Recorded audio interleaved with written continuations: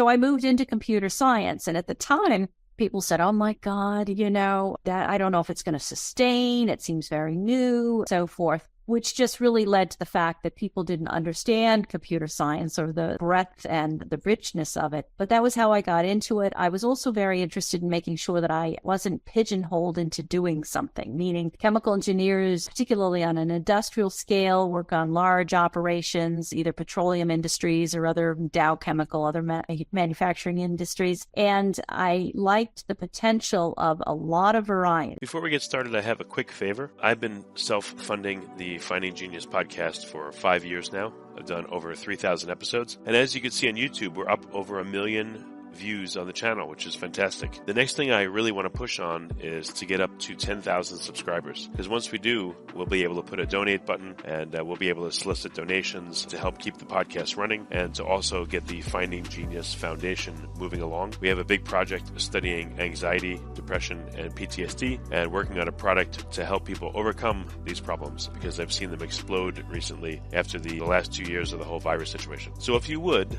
please subscribe to the podcast. That would help us tremendously. Give us a thumbs up and check in the description for Buy Me a Coffee. It's about $5. If you could buy me a coffee, I'd really appreciate it. It would help keep the channel going, and I love coffee. Thank you.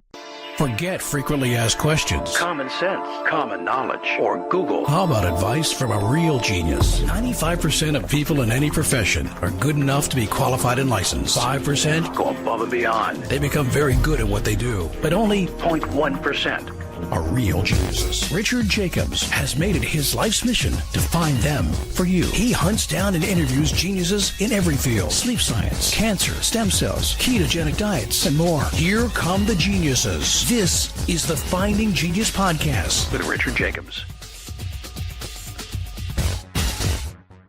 Hello, this is Richard Jacobs with the Finding Genius Podcast, now part of the Finding Genius Foundation. I have Patricia Morreale. She's a professor of computer science and the chair of the Department of Computer Science and Technology at Kean University. We're going to talk about AI and machine learning and error detection.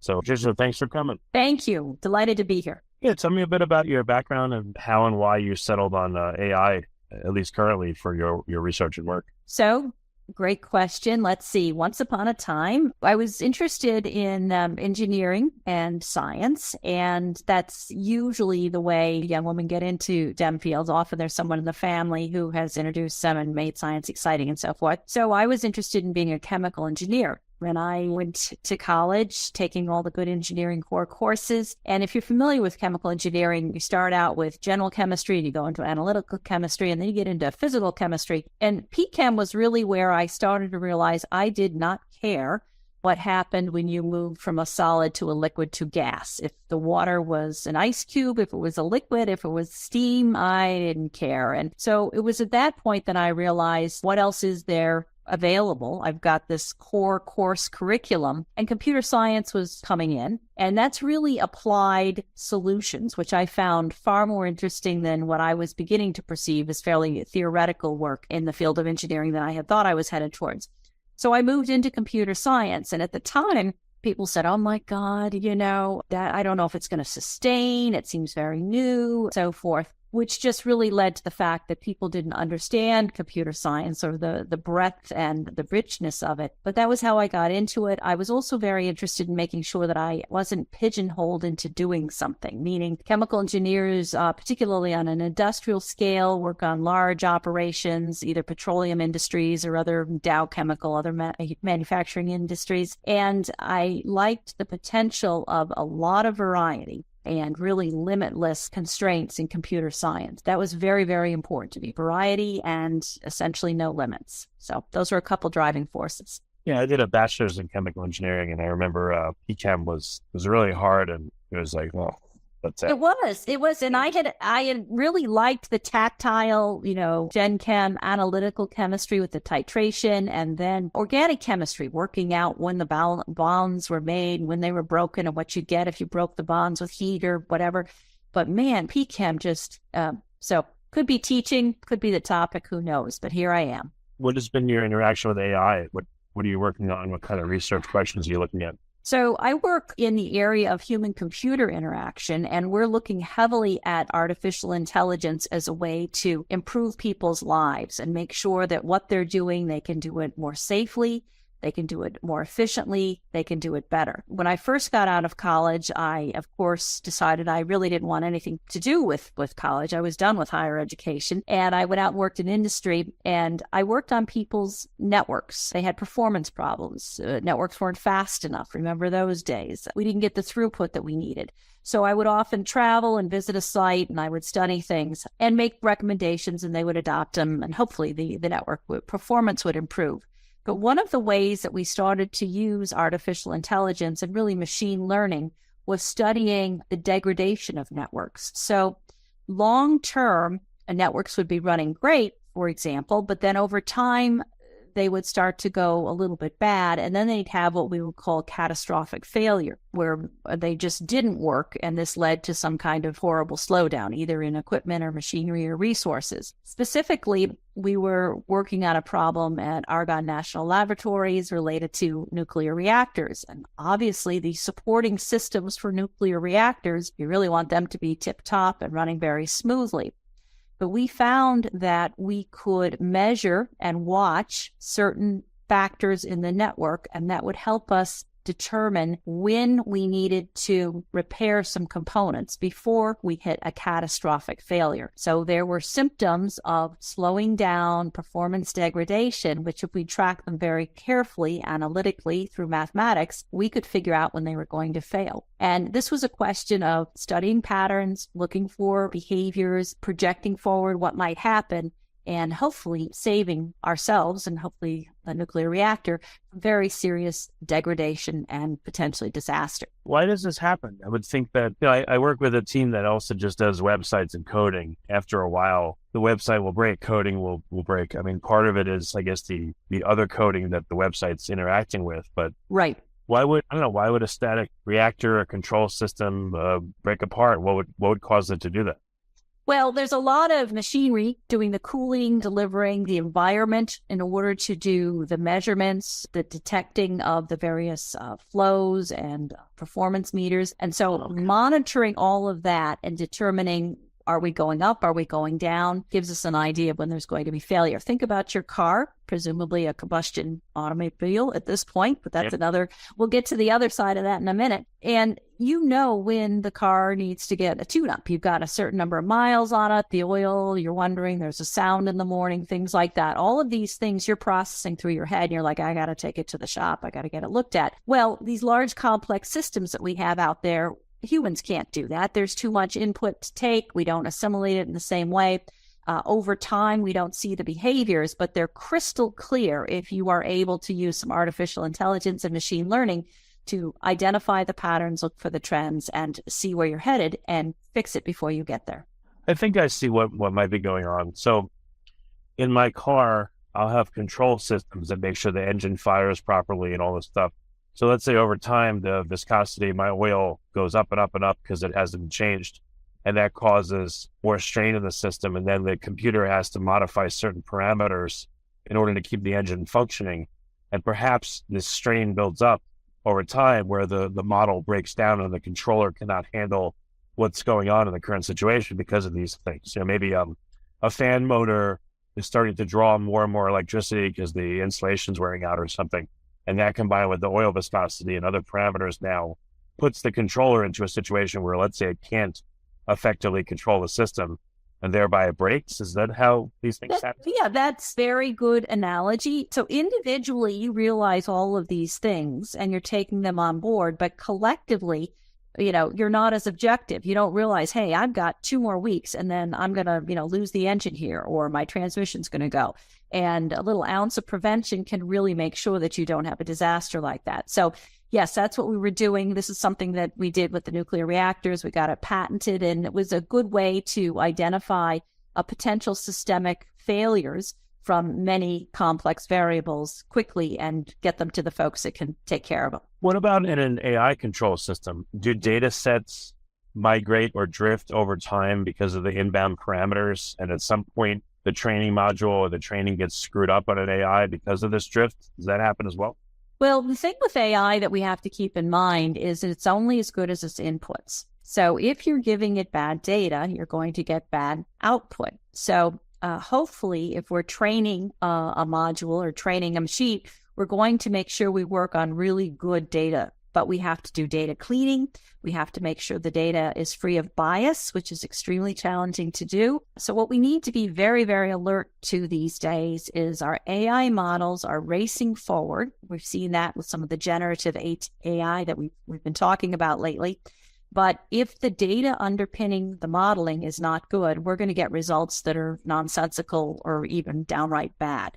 So AI can drift, as you put it, but it's really based on the data we give it and any inherent bias that might be in there or just poor data. Is it just a static initial training set, or are there various AIs, again, maybe used for control, that the data is constantly being fed to it, Yes. as it's going and adapting? So I would think those systems, maybe let's say with self-driving cars, I would think those systems, you have to be a lot more careful because, again, you might get significant drift without even realizing it. Correct. Right. So when you're getting dynamic data in, we had some rough weather elsewhere in the country in the last few days. And suppose a self-driving car is getting a lot of information about cold roads and poor contact, and maybe there's snow and ice. And if it wasn't tested in those environments rigorously, it may not be as solid in that environment. I'm not saying it is or isn't, but I'm just saying if it had always been tested in the nice weather in Arizona and California, we're going to have to make sure that any of the self-driving modules are in good shape, even with this new data that we're getting in. Dynamic data is very, very challenging because you can get bad data in and quickly the system can be giving you different types of outputs. So another area where I would... One more thought came to mind there. Again, let's say I live in Washington, and there's a big cold front, a huge storm that comes in for like a week. There's snow, there's ice, etc. Me and 100,000 other people are driving our Teslas, and now all the data that particular part of the network is getting is very different because it's seeing snow and ice and the control of the brakes and the steering. The AI has to modify itself. So when that first happens, I would expect there to be maybe slippage of control because the parameters have changed so much. And then once the ice storm is over, let's say now it gets warm again, I would expect a temporary, let's say, higher error rate as the AI now has to transition to a new regime of data and alter itself to fit that. I don't expect that it would be an instant, get right back on track with the current conditions. Does that happen? Not really, no. So you're talking about a very robust self-driving system that it's not going to be quite as real time. Certainly you start up one of these systems and the outside temperature is known, the rate of any kind of weather, the shell temperature, and then that's all assimilated right in. And we don't have those immediate problems you pointed out. I think one of the problems would be any algorithms that might be underlying AI, maybe recommender algorithms that we might use for, I can think of, certainly entertainment has some pretty solid ones suggesting things to you. If you share an Amazon account or a Netflix account with someone else in the house that maybe likes horror movies or monster movies or something, and then you come over and you're ready to make a selection and so forth, the algorithm's going to suggest things that are way out of whack for you, not to your taste at all, because the other party had been using it. So that's a question of the algorithm getting some data that was not in line with your taste and using it then to make further recommendations, which are not appropriate because it got some bad data in it. Once you sort it out, you start to get the recommendations that you would like to see. What kind of real systems are you studying? And again, what actually does cause these errors to happen and maybe propagate and maybe get out of control? So one of the things that we were looking at last year was there's a lot of information about individual behaviors. It's hard to get data sets that are really solid on whether it's consumer behavior or whether it's people voting behavior is a particularly good one. As the demographics of a community change over time, what might have been seen as a monolithic group has actually become more finely defined, let's say. You might have said, trying to think, there's a bunch of undergraduates. There's a bunch of undergraduates, and this is what undergraduates always do. However, you look more closely at the undergraduates, and you realize you have returning veterans, You have people who are older or younger on the spectrum, and no, they're not a monolithic group. They don't have the same tastes, the same interests, and so forth.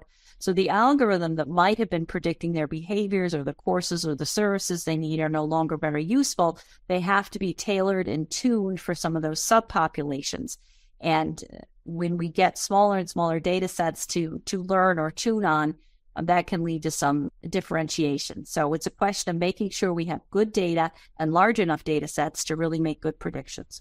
So what areas of AI are very difficult to get enough data for them to function properly? What have you observed? Which ones are easier?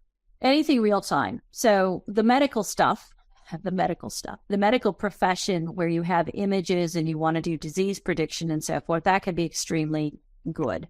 There are some very good data sets there. What I'm interested in, again, is the AI that will help us all live more efficiently and enjoy things better. So I'm interested in some of the wearable computing that we could have around us. I'd like to come into the home and have the lights on and the music playing or whatever needs to go on there. People are fairly predictable. And so it's very reasonable that 9 times out of 10, you can get it right and set up their environment in advance of the individual arriving there.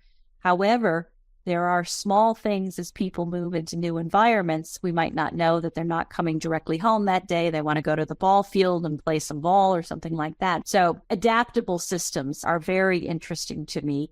It's hard to get data like that. We build personas, which is a technique in HCI where we try to build essentially characters and give them attributes and figure out how those personas would work in different types of environments. For example, is someone risk tolerant? Are they risk adverse? Do they like to tinker around and find out how things work, or do they like to know how a system works before they get involved with it? We're doing some work now on how to design more inclusive software systems that are better for everyone to use, not just for technically very talented people. That's a collaborative project with Margaret Burnett at Oregon State University. And we're working to, in our undergraduate curriculums, make sure the students are learning how to build inclusive systems using personas and testing the software to make sure it fits with a variety of different persona types. What does inclusive system mean? Oh, okay. Inclusive systems mean that anyone can use it. An older person, a younger person, anyone who wants to accomplish something can work with the system. Think about Amazon, if you will.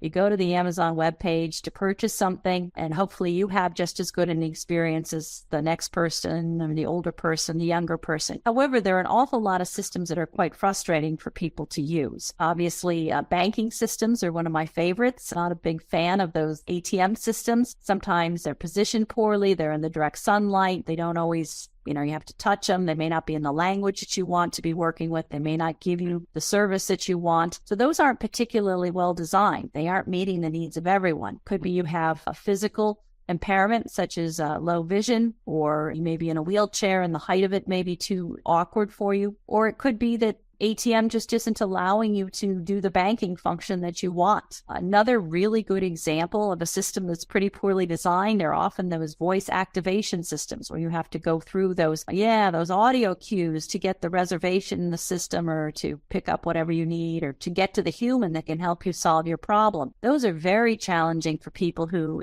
if they're using them in English and they may not be a native speaker, if they're different languages. I mean, in your business, which is very audio driven, not everyone can use this system. So we're trying to design software, particularly interfaces to computers, that really support everyone and make sure everyone can use them without getting frustrated. Okay. Any examples of that? Of modifications to a system you've made, and how did the user experience change? A few years ago, we were trying to retrieve some pictures. So everyone saves photos. And actually, that's a really rough thing to retrieve because of the tagging that you can put on your photo. I imagine you have a repository of photos and you want to pull up, you go to your repository and you're like, oh, I want to get that picture from when I was in New York, or that picture when I was out camping, or something like that. The way you probably do it is by thinking through your mind, okay, where was I? What year might it have been? What does it look like? Things like that. What we wanted to do was to put tags, word tags on the photos that would allow for quick retrieval. The idea we were using was baby. How can you retrieve baby photos? Well, come on, there's got to be, billions of them out there.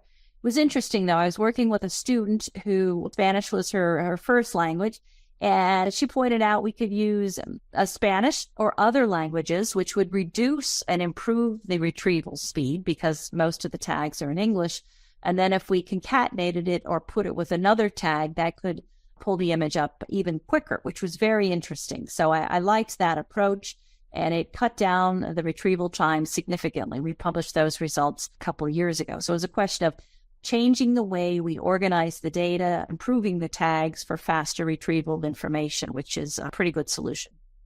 Are there any large public systems that would, that are used for public good? They probably desperately need this. Is anyone working on those, and what would they be if so?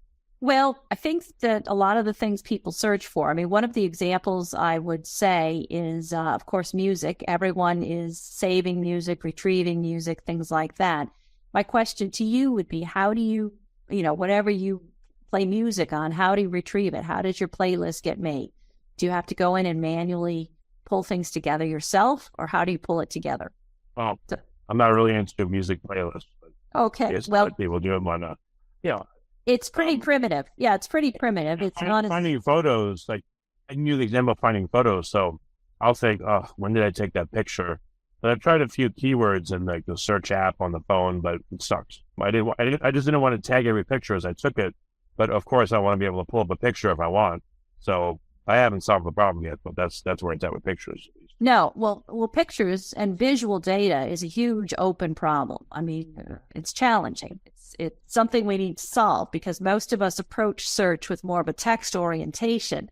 There are some systems where you can take an image and say, get me some things that look like this. Well, if you're starting with your dog, you're going to come back with a lot of other pictures of other people's dogs, but that isn't going to work in a scalable manner. Another point that similarly is searching for film clips or something that you remember seeing in a film or this movie that had this type of scene. That's almost impossible to do without a good interface that's really intuitive. If you have a streaming service at home and you go in to try and retrieve something you want to watch, the recommender systems are pretty poor. It's fairly hard to figure out whether you saw it, say, on a Netflix or an Amazon. So we're looking at how we can aggregate that type of information, how we can get it retrieved more quickly. It makes sense, yeah. There's tons and tons of stuff out there. I had heard, for instance, like AI is going to be incorporated supposedly into Bing search next month, or even now it's being incorporated. In terms of AI and search for search engines, I don't know if you've contemplated it much. What does that landscape look like? What do you think's going to happen there? So I think it's at the moment, it's kind of like the wild, wild west. Pretty much anything goes, but I think it's going to radically change search. People don't remember that once upon a time, we used to put single words into search engines. I remember talking to a colleague who was working at Google, and he was reminding me how much search had changed. And this was probably, 5 or 10 years ago. Used to be, you would just put a word in, you'd get all the options. Then people started to put questions into search engines, who starred in this, or where is this restaurant, and so forth. So the type of search that had to be handled by the search engine really changed. And I think that's what we're going to see with AI and with some of the initiatives in search engines. I think it's going to be much, much different. The idea that I just put forward about image retrieval is going to be dramatically changed. So I just think we're going to be able to pull things up that are going to be much more relevant, much more quickly. Now, when you do search, even if you go in with a good question, you're going to get a lot of things that aren't appropriate, pertain to what you were trying to do. So I'm hoping there'll be much more contextual search where the search engine understands what you're trying to do and is able to retrieve more accurate information and results for you. Yeah, I feel like working with databases and the internet and all that for so many years, I'm better at searching stuff than, let's say, like my wife or my kids, because I did stuff back in the day where you had to be like very generic, where I know like I'm searching a database. Yes. If the query string is too detailed, it'll miss it. So make it more and more generic. I know how to do that, but they're not familiar with it. Right. Well, that's a tremendous advantage you have. And I think it's good you realize it, because I really worry about folks who do not know how databases are organized and do not know how to refine and narrow a search such that they can work effectively with a search engine or a generative AI or whatever may come down the line. because those people are going to be at an enormous disadvantage. So the accessibility of the brave new world that we're peeking into is extremely important to me, making sure that everyone is able to retrieve the information they need as they need it. And they just don't have to all go to someone who is sophisticated in search, such as yourself. How many data sets do you think we just become abandoned? Either conditions change, people stop using it, or the system just doesn't work, so people give up, and then the data kind of becomes an island that's sitting out there on some hard drive and is no longer used or usable. I'm getting a picture in my mind of clouds and clouds of data that's just no longer, it's just orphan clouds or something. There's going to be a lot of data like that. One thing that we may see, though, is that AI can make connections between dissimilar data sets in ways that we hadn't really thought of. And that would be terrific. So rather having orphaned data, there may be actual linkages. Census data, maybe with pictures of historical places and so forth. Connections that we could not have made in our own space, but an AI system with its massive computing power can quickly make those linkages. So suddenly you're pulling in not only dry census data, but you're also getting images of people during those times and those streets and whatever else might have gone on in that space. So is that data visualization that draws? It is, but I think it's cooked up with a fair amount of AI. The back end of AI, if you will, is an enormous appetite for chips and computing power, which I think the recent chips legislation is certainly feeding. We've had troubles with batteries, shall we say, or the battery has been a real limiting factor for a lot of the advances in computing. Many of us haven't gotten new personal computing because we didn't need anything. We were okay with our desktop or whatever was going on. But I think AI will be driving a lot of hardware consumption as people go to higher speed processors to handle those complex queries and get the results they want using AI. I know, I'm sure everyone asks you, what do you think about this chat GPT?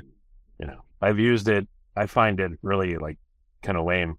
I mean, it gives platitudes. Well, it just seems to give platitudes. It repeats itself a lot. In certain areas where I know a lot, it's just wrong. Right. It's just giving wrong info. Other people are like, oh my God, change the word. Right. But what do you see as kind of an insider?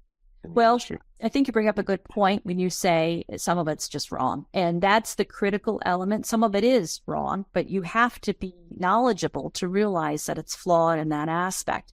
Certainly, it's come into education and higher education in a tremendous way because there's a concern that it could generate stuff that is passable, let's say. What I think it's really going to do is allow us to start projects further along. So one of the analogies is, good old writing those papers. Oh my gosh, ChatGPT could write a paper.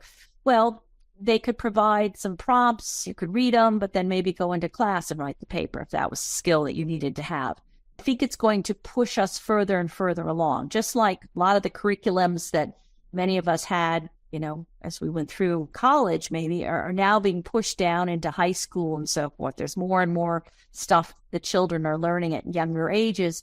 It's going to be very similar. The work product is going to raise up. We're going to be expected to develop things at a higher level because ChatGPT or some other type of generative AI can do some of the repetitive work and bring us, for example, read a bunch of research papers and give me summaries so that I would be expected to only dive into the research papers that were most relevant.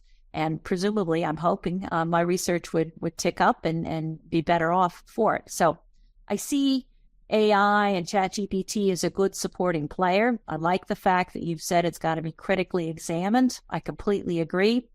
And anything that comes out of it really needs to be looked at pretty closely. But it could help do some of the prep work for more sophisticated assignments and accomplishments later. Well, what do you expect to see in the next 5 years? Which may be a long time for this stuff. Any dramatic changes or improvements? Oh, I hope so. Yeah. I mean, we have such a great appetite for it. So what do I want? Again, I most frustrated, I think, with my streaming services that don't seem to remember what I watched and when I watched it. So I would like more personalized computing.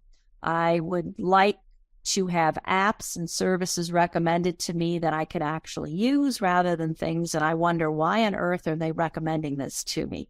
I want longer life batteries in my devices, and I want them to consume less energy. Just a lot of predictive computing. I think that's probably the next point that we're going towards, rather than necessarily logging on and your browser remembers all your bookmarks. I mean, I wanted to actually pull up the things that I need at 10 o'clock or noon or later in the afternoon. I wanted to suggest things that I should be doing next year and the year after. Beginning to lay a path out, which more of a partner. You wanted to tell you what to do or to guide you? I wanted to make suggestions. When you get into things and, a lot of people like you are doing this, or it would be extremely helpful, I think, in providing opportunities for some people if possibilities were put forward for folks. If you have a goal, these are some of the steps you can take towards that goal. Some of those systems are extremely elementary now, and we can move them along to a very sophisticated level. You mean like an AI coach? Yeah, absolutely. If for example, if I sat down and said, hey, I want to be a chemical engineer, or I want to be a computer scientist, would like a nice, personalized, this is one of the ways. These are famous computer scientists. This is one of the ways they got that way. If you want to go into this industry, you do this. If you want to do this, you do that. I get asked frequently by students, this is where I want to be. How do I get there? And we craft out ways they can do it. We introduce them to alums. We share lectures and opportunities. And a lot of that kind of thing could be scaled up and done on a massive level for all sorts of folks, so they can get the experience of a lot of different opportunities. Yeah, I would say whatever you do, don't take PChem. It'll ruin you for life. It's, isn't it? I don't know. Didn't you find it boring? Didn't you? Oh, yeah. No, it was really like... I think you've drifted a bit. Stuff. Yeah, I think you've drifted a bit, but it sounds like you got into technology as well. I mean, obviously, you know what a database is. So. Yeah, no, I just remember it's funny because, like I said, it did chemical engineering, and PChem was just really arcane and difficult. And it's just that and thermodynamics were just, I don't know, they were just kind of with enthalpy, entropy, formation, all that stuff. It wasn't very exciting. Right. And I think, obviously, the thing about technology is it's the underpinning of everything. So you can go to any industry and do anything. And literally, I tell my students, get off the plane and go anywhere in the world and you're going to be in demand. Although with remote work, you don't even have to get on the plane unless you want to. So I think that's what's really important, is how technology is in every crevice of our life. I challenge you to think of some place where technology isn't. And sometimes I used to think, well, maybe a Broadway show doesn't have too much technology. I mean, that's a craft and they're creating it right in the theater. And then I realized, no, there's the lighting, there's the sets, there's, the technicians that are making the show happen. So technology is everywhere. And I think we've got to realize that AI, generative AI, all sorts of machine learning will be surrounding us in even greater significance. Well, very good. Well, Patricia, where's the best way for people to find out more about what you're doing and keep tabs? Well, they can get a hold of me at Kean University, www.kean.edu, Kean, or my webpage, Patricia Morreale, www.PMORREALE at, com.com. Okay, very good. Well, Patricia, it's been good to talk to you, fellow chemical engineer, and thanks for coming on the podcast. Thank you. I appreciate your time. If you like this podcast, please click the link in the description to subscribe and review us on iTunes. You've been listening to the Finding Genius podcast with Richard Jacobs. If you like what you hear, be sure to review and subscribe to the Finding Genius podcast on iTunes or wherever you listen to podcasts. And want to be smarter than everybody else? Become a premium member at findinggeniuspodcast.com. This podcast is for information only. No advice of any kind is being given. Any action you take or don't take as a result of listening is your sole responsibility. Consult professionals when advice is needed.